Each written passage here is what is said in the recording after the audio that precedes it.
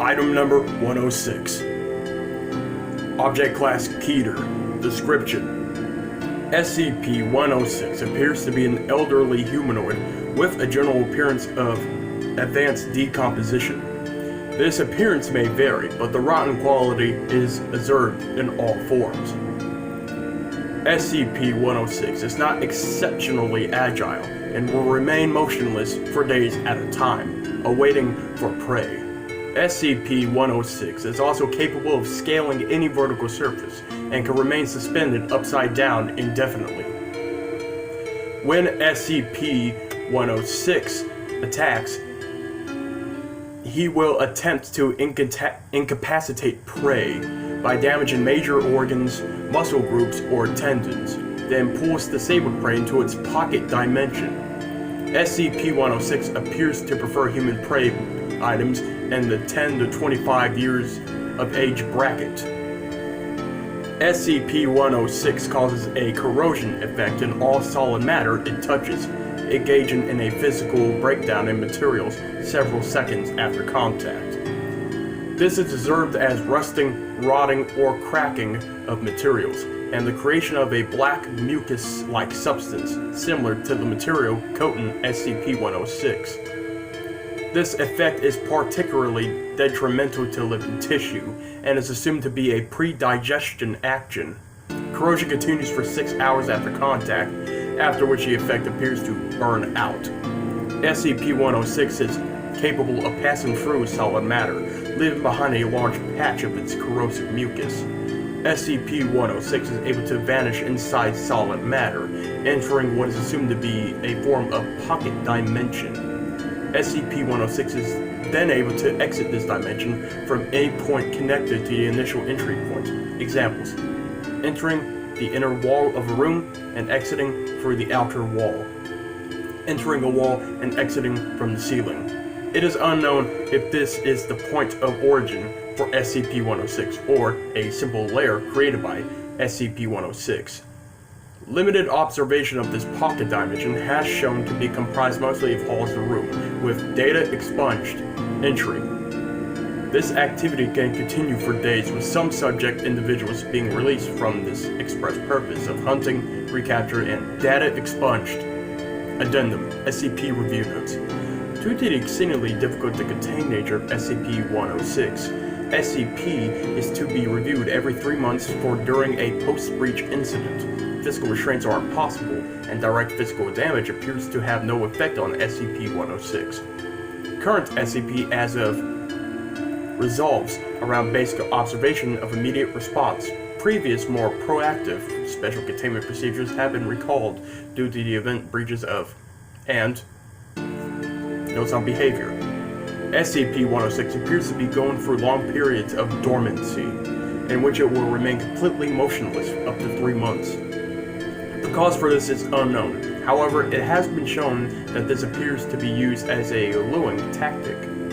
SCP-106 will emerge from this state in a very agitated state, and will attack and abduct staff and cause gross damage to its containment cell, and the site is at large. Recall protocol: data expunged.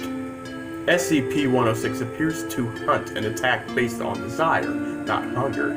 SCP-106 will attack and collect multiple prey items during this hunting behavior event, keeping many alive in the pocket dimension for extended periods of time. SCP-106 has no determinable limit and appears to collect a random number of prey items during the event.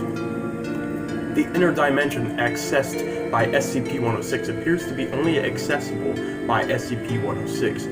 Recording and transmission devices have shown to still be operational inside of this dimension, though recordings and transmissions are very degraded. It appears that SCP-106 will play with captured prey and appears to have full control of time, space, and perception inside this dimension. SCP-106 appears data expunged. Recall protocol: data expunged.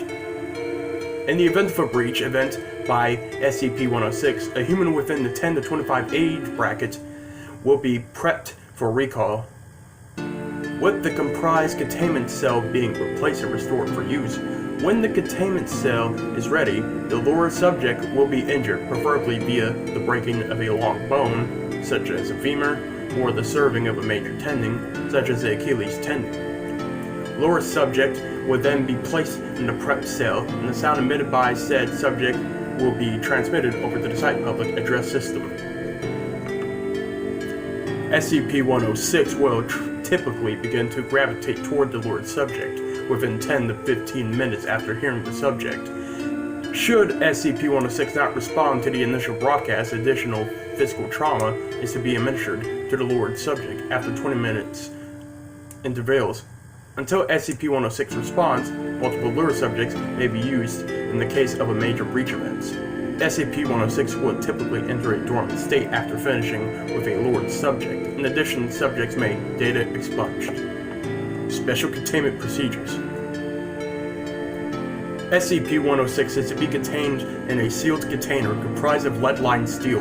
The container will be sealed within 40 layers of identical material, each layer separated by no less than 36 centimeters of empty space. Support struts between layers are to be randomly spaced. The container is to be suspended no less than 60 centimeters from any surface of ELOIID, electromagnetic supports.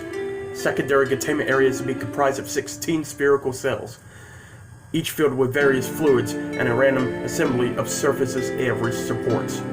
Secondary containment is to be fitted with light systems capable of flooding the entire assembly with no less than 8,000 lumens of light instantly with no direct human involvement.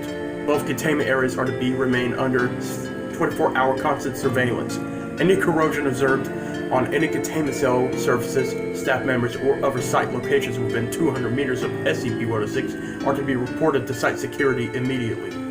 Any objects or personnel lost to SCP-106 are to be deemed missing, KIA. No recovery attempts are to be made under any circumstances.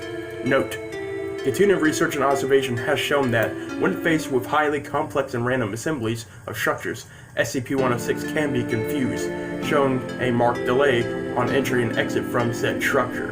SCP-106 has also shown an aversion to direct sudden light.